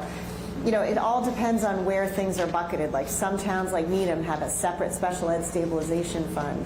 So if you saw like high numbers for their allocation, also know it's higher even still because their special ed allocation is different. So it's hard to get that kind of number. I mean, we are going to put out what we think the budget should be this year. We're going to put that out, and we are going to need to advocate to City Council and to the mayor to see all of those things. Currently, and I just want to respect and not villainize her, she's saying like, well, that may come at the expense of other cuts for other programs across the city, and I think you have to make clear to her what those values are. And I'm just concerned, because a mayor can only project money for the time that she's in office, right? Nothing's a given. And I'm just concerned about the sort of long-range plan for these monies, which we have acute needs now. I also don't want to create funding cliffs where I'm then cutting people 2 years from now and you're saying, she didn't really know what the hell she was doing, she asked for all this and then couldn't get it done. I mean, I think you see how complex it is, and we have very little power over the purse strings. So the checks and balances just aren't there. So we just have to have the mayor in understanding, the city council in understanding, you all in understanding, and there needs to be concessions probably on both sides of the teacher negotiation front, or a long-range plan to say we'll do this amount this contract and we'll do something different the next contract. We may not be able to afford it all right now. That doesn't mean we don't care about it. And that's something I think we could negotiate on, just to give you hope. Like, could we break it up differently? Hi, I'm Natalia Espinal, PTO president of New York, and I've attended all levels, and you may know I am also a teacher. I'm looking at that graph, and the NTA came in, I mean, it's a negotiation, right? Like, people come in, you're coming in lower than you think you can do, and they're coming in higher than they think they're going to get. The NPS offer stayed pretty flat for most of, from November to July. And the NTA came down from, almost 17 down. I know a lot of people who have kindergarten students, in the contract, there was kindergarten aides. Those were partially taken away. I think that for all levels, there's for parents and for teachers, there's a level of distrust of what if something is actually in the contract. What guarantee is there for it to stay in the contract? If kindergarten aides, which were in there, got taken. To me, I see this graph, and yes, it's getting closer, and yes, it's it seems like there wasn't a whole lot of movement from NPS. When all this is said and done, we have a lot of repair work that we need to do. You said it before, there's a lot of distrust everywhere. I feel distrust as a parent, I feel distrust as a teacher. How are we going, when all this is said and done, how are we going to fix this so that we're not in this position 3 years from now? Because all of the communications, that email the mayor sent out today, I'm sitting here and my heart is breaking for my colleagues, both my teacher colleagues and my parent peers. We're being torn apart.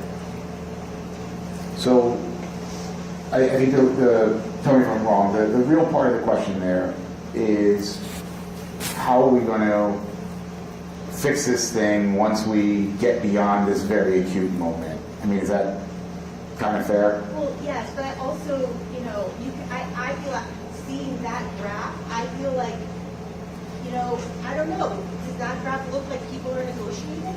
Yeah, okay, so specifically on, the question was on, why did it take the NPS so long to, start making increases in their COLA.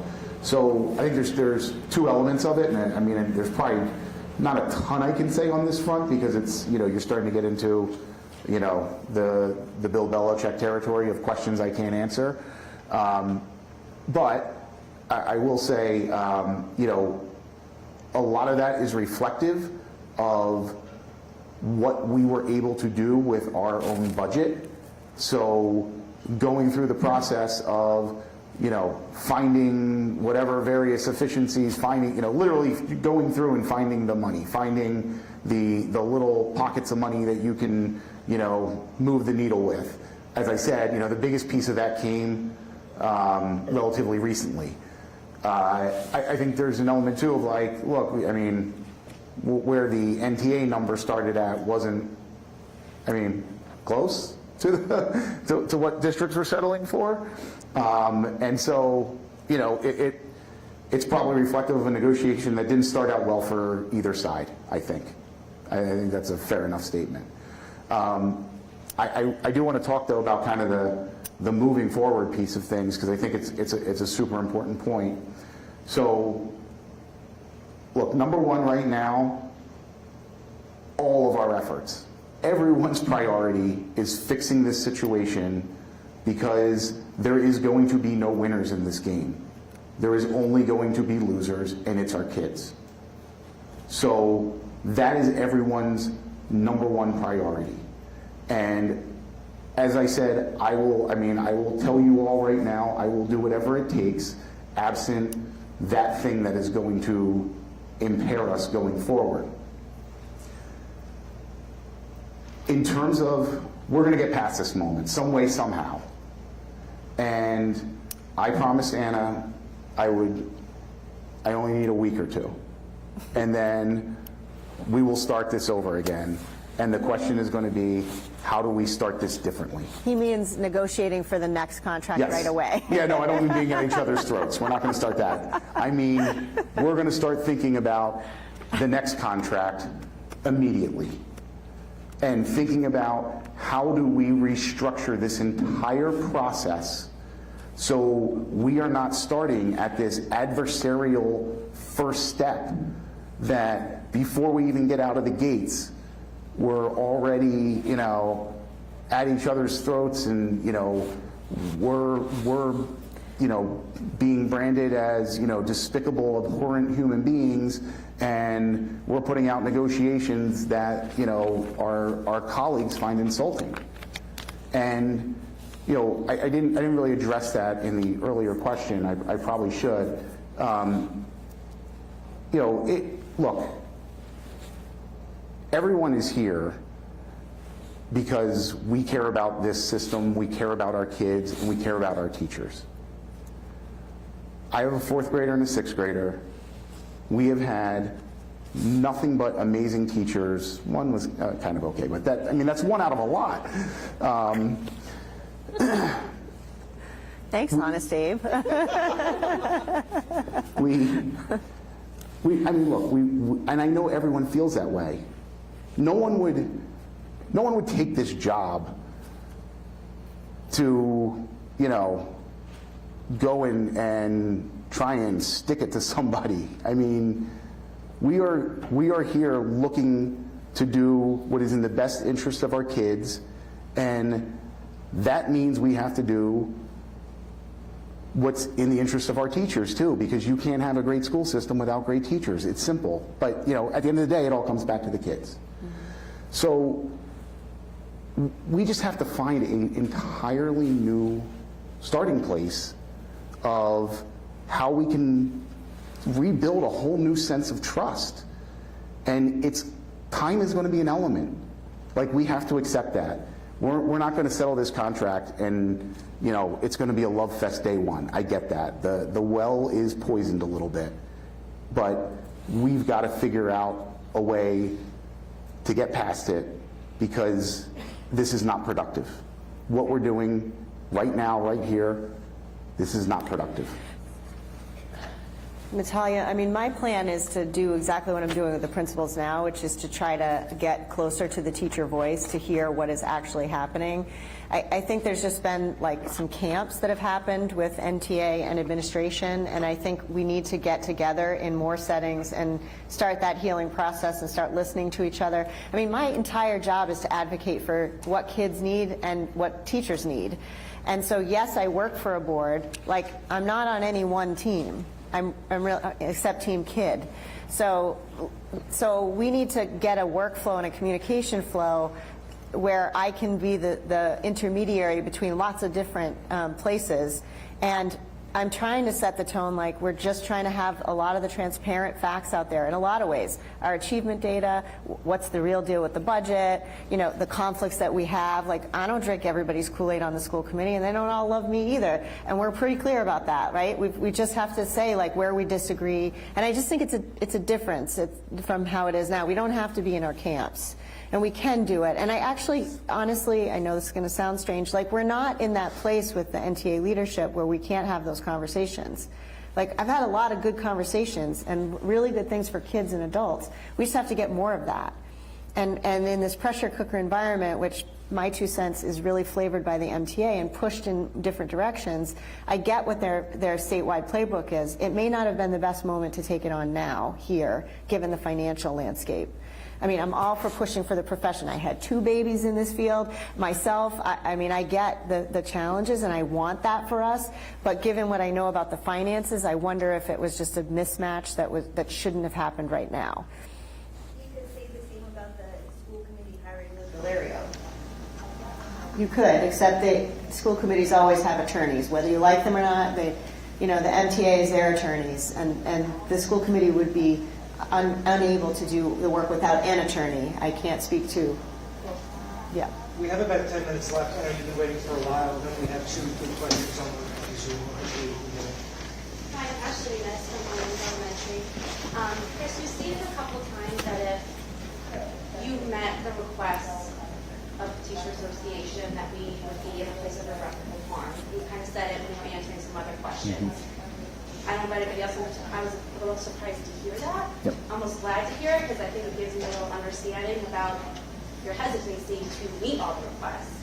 And I think you kind of alluded to it, Anna, a little bit as well, in terms of some of the curriculum funding, et cetera, some of the one-time funding. Yes. Can you guys clarify and give us some more information on that? Because I think that would shed some light on our understanding of why you're hesitant to meet, just say, yes, we agree to everything, and maybe give them to help in that lack of communication. Yeah. So the question was that I've used this phrase, you know, we're going to impair the district, or there'll be irreparable harm if, you know, we were just to cede to the demands of the union as it exists today. So really, what I mean by that, and you know, this is kind of like.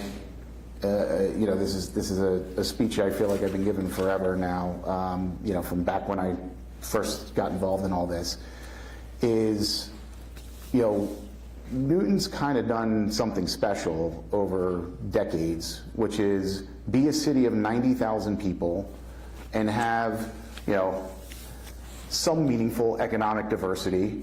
You know, we're not Wellesley, we're not Weston, but we compete at the same level as, and produce that same level of academic output as towns that are far wealthier and, you know, a quarter or a third of our size. That's a really tough thing to pull off that we've been able to do. And, you know, we have a, you know, really high portion of our population that could afford to send their kids to private school, and they don't. They want their kids to go to this school. This is as good, and they're going to get so much more out of it. They're going to be more of a you know, better person for going through it. And my fear, and my biggest fear, is there is so much skepticism right now, and a lot of it's warranted. I mean, it's why I'm doing this.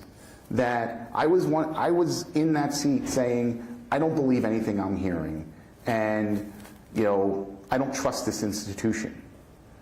And So my whole goal in doing this was to say, I want to fix that problem more than anything. That I want people in this community to think about this school district as, you'd be crazy to send your kid to a private school. Why would you ever do that? You have Newton Public Schools.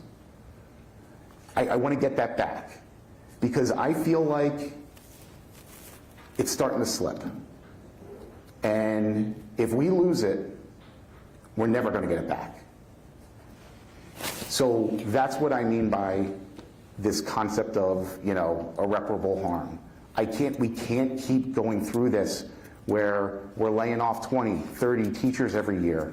It's not sustainable. It'll never, we're going to lose this thing we've had, this needle we've been able to thread for decades now. And I'm doing everything I can to prevent that from happening. I just want to say that the cuts of recent years, it's like a death by 1,000 cuts, right? And so the issue that Mrs. Poria brought up about teachers having a greater load, it's because they do. It's because there's fewer people to do the work, right? So, and I just want to speak to the kindergarten aid piece. Labor contracts like this cannot have staffing allocations in them. This is the first time I've ever seen it in all the 36 contracts I've negotiated. That's in it. It can't be in it. You can't sign a labor contract that guarantees staffing levels because the city funding is contingent upon things like new growth and tax revenue, and you can't tie the budget to that contract. You just can't. So any staffing allocation you'll see none in a contract. So I understand that was from the implementation of full-day kindergarten, and it was seen as a stepping place to get people to do full-day kindergarten. So, but the problem is they had to be cut last year because there were all these cuts that had to be had. And so my question to you right now is, if we put everything that we have towards teacher salaries, which sounds great, we will not have any additional curriculum money. We will not do anything for elementary intervention. We will not reduce high school class sizes, and the 10 other things that I think need to happen that might actually make teachers' lives easier, including adding social workers, adding additional specialist staff back to the elementary schools, because right now teachers are picking up all that slack from what was. So that's a problem for them. And I just don't see the systematic professional development that teachers need in order to stay fresh and current and excited and alive. I mean, maybe you can speak to this better than I can, but I just don't see it in the budget. And if it's not in the budget, it's not going to happen. And we can't keep trying to pretend like we're providing the things that other school districts are doing and stay at that excellence level that we have. And I don't think things are slipping. I think teachers are taking on more because they've had to, and they're trying to hold it all together. I mean, that's how I see it. I don't think the system's worse. It's not a surprise why AP math and science scores may have gone down. We had a global pandemic, and then we cut teachers at the high school level, so class sizes are super high. It's not because the teaching got worse. It's not because anything got in the way. It's all of those factors together. I mean, that's my theory. I don't know that yet, but it seems like exactly the time of the cuts and the pandemic, down went the scores. So. Is it fair to say that as our budget your budget stands now, if you were to agree to all of these requests, all those other things that you see as top priorities for a district going forward will be gone? Correct, and then some, and additional staff cuts. More cuts. We can't afford it. We're like, are we 10 million apart right now?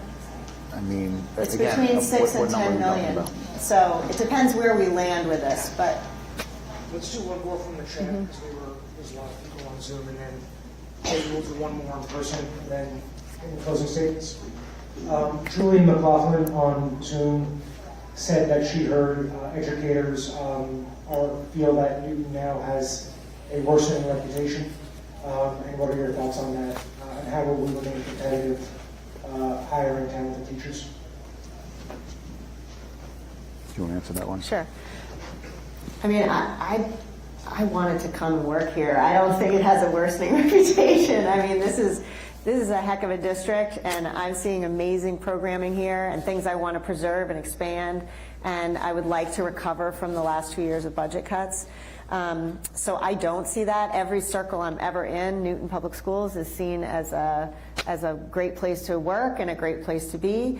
You know, it's scary with all the churn for budget cuts. I lived through that in my early part of my career as a principal in Natick. It was the worst time for morale that my building ever had. I was a middle school principal then. And every year we'd have budget cuts on the table, and we would go through it, and then it wouldn't happen, or it would happen, and it was really hard to get new blood in, and it was hard to keep that feeling like we've got it going on. But I do want to just say retention levels at Newton are some of the best in the state. 89% out of 100% in terms of the ranking are retained. I know there's been a lot of information about we have all these open positions we can't fill. We have 12 open positions for our Unit A. The rest are anticipated leaves for Units B, C, D, and E, like babies, medical, et cetera. 12 out of 2,000 is really good. This is an attractive place to work. No one's loving the work to rule moment, and no one's loving like this whole thing. So I don't know what the impact of that is going to have, but I haven't heard that we are dropping in the way that you're describing. That's certainly something that people are disgruntled here because of the conditions, and maybe they've been here 30 years and it's feeling different to them, but I'm not hearing that in the parlance. I mean, it was a horse race to become superintendent here. Like, I had to win it. Let's do one more in person and then any closing statements. I know there's a lot of MPS stuff going on this week, so is there anyone that has not spoken? Go ahead. So we're talking, I've heard you say a lot about, you know, what we can afford, right? And I know this goes back to your point, and you just, you know, you're talking about if we give the salaries, then we can't afford all these other things. Where did this change in Newton that we can't afford to have all of this? Because I went to kindergarten in Newton, I went to high school in Newton, my son is now in 4th grade in Newton. And did the slices of the pie change? No, so we allocate to schools? Yeah, so I think there's a very acute answer to the question, and it's 10 years ago or 12 years ago or something like that. I believe when Seti was mayor, we implemented this plan to say we have completely ignored our pension and retirement liabilities, and we're going to put in place a plan that is going to address them. And so that grew from basically like a couple percent of the budget to like 8% of the budget, and was going to grow to another 12% of the budget. So if you think about that, you know, if we were going on our current trajectory before we, you know, sort of got this cut in the rate of growth, over the next 7 years, we would have effectively cut, and it's not a cut in the sense it's going down, but crowding out like 4.5% of the budget. Think about, you know, all the budgetary, you know, woes Newton's going through right now, and then imagine having 4% less available for city services. Like, that's the elephant in the room. That's what changed. Now look, I think what we've done, we are in a far better place today than we were 10 years ago. And, you know, I've advocated for, hey, look, we should celebrate the fact we're there. Let's take the foot off the gas a little bit. And, you know, if we're fully funded in 2033 instead of 2032, that's not going to be the end of the world. You know, that's a slippery slope, and, you know, that can go to a really bad place. But, you know, it did have to happen. Like, we shouldn't be here and, like, you know, pitchforks with Ruth Ann because, you know, she wanted to go fund our pension liability. Like, it had to happen. It statutorily has to happen by 2040. It's in an, I'm gonna say something that's gonna sound terrible, but like, it's a really unfortunate like 15-year period to have to live in Newton, because all the folks before us were getting the services and not funding the retiree obligations. Now we're paying for them and we're paying for us. I just moved back to Newton, so I've only heard a bit of this, but I keep hearing about found money, and I got an email that we found all this money. So why is that money not coming? If we found some money, that's wonderful. Can that go to fund some of these problems? Yeah, and it is. So again, like, look, the found money is really this big bump up in free cash we've had, which is literally like the city takes in revenues, it pays all expenses, and there's a pot of money left over at the end, and that's free cash. That has increased dramatically over the last couple years, and one of the biggest drivers of that is interest rates going from 0 to 5.5%. So the city takes in, property tax revenue 4 times a year. We get to earn the interest on it before we pay down our expenses. Simple, right? Can that money go here? It is. Some of it is. Some of it is. There was the big Eversource settlement, right? All that money is kind of now accounted for, and we're getting a pretty big chunk of it. And that is what is addressing class sizes. It's what it's addressing the MTSS at elementary schools. It's what's funding the last big jump up we made in our proposal. We spent it all. Like we've got that money earmarked, and by the way, we've spent more than we got. So we're going to take risk on the back end because we recognize the needs are acute right now, and so a couple years down the road, we're going to face a situation where we've either found the incremental revenues or we've found the incremental cost efficiencies, or we're going to have to go back to taxpayers and ask them for an override because we don't have enough to fully fund in perpetuity what we're doing, or until that glorious day in 2032 when the pension's funded. I know, Chris and Anna, you would probably gladly stay for a long time to answer questions. To be respectful to folks on Zoom, would ask you guys for closing statements, and then whoever would voluntarily like to stay and talk, of course. I don't know how long the building is open, but. Sure. Why don't I go first? Because I feel like you're more positive, and that'll be a better, more positive message to leave everyone with.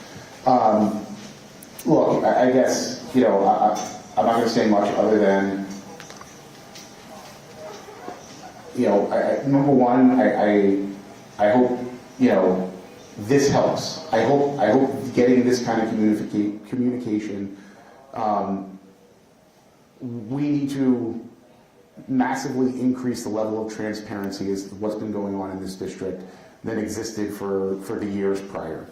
And I feel like that started last year, and I love Kathy Smith so much, like she has a special place in my heart. You're great too. But,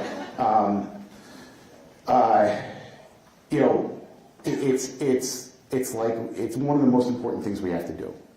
And I mean, I can't speak more sincerely about, from like an individual level, and I think I do speak for the individuals in the school committee that this matters, and this is tough.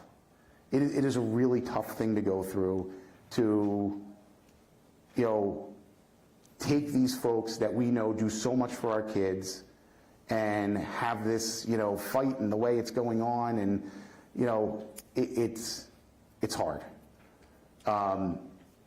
There's no way forward other than to just roll up our sleeves and get it done. But locking our school doors isn't going to help. I don't know how else to say it.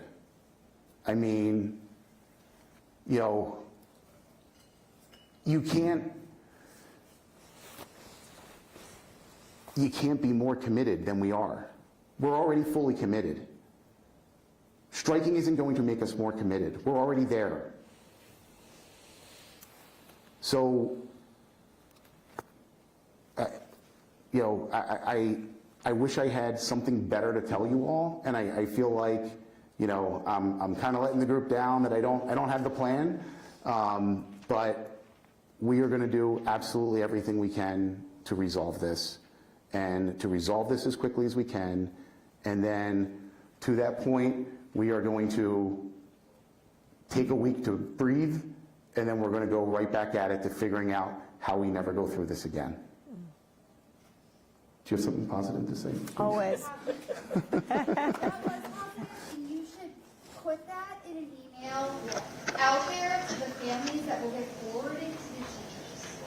Because the way you've spoken tonight, I think we really see the other side of it, and I'm not sure that's needed through all of the noise. So thank you. feel like you're leaving on a high note. I should Just be quiet. I just want to invite you, if you can, to the futuring meetings we're having the next 2 nights at North and South High School. Like that's what we need to do together. We need all our NTA partners, and we need our kids and our business community and everyone in the same room saying, this is what we want for kids, right? I want early college for your kids. I want great STEM programming, expanded arts, all the things that other districts have. And I want to be able to do that with the best, most supported teaching staff possible. So that sweet spot of balance between the vision of tomorrow for Newton and taking care of our people today, that's where I live. That's where the school committee is trying to live. Because we don't want this environment of stress and cuts to persist.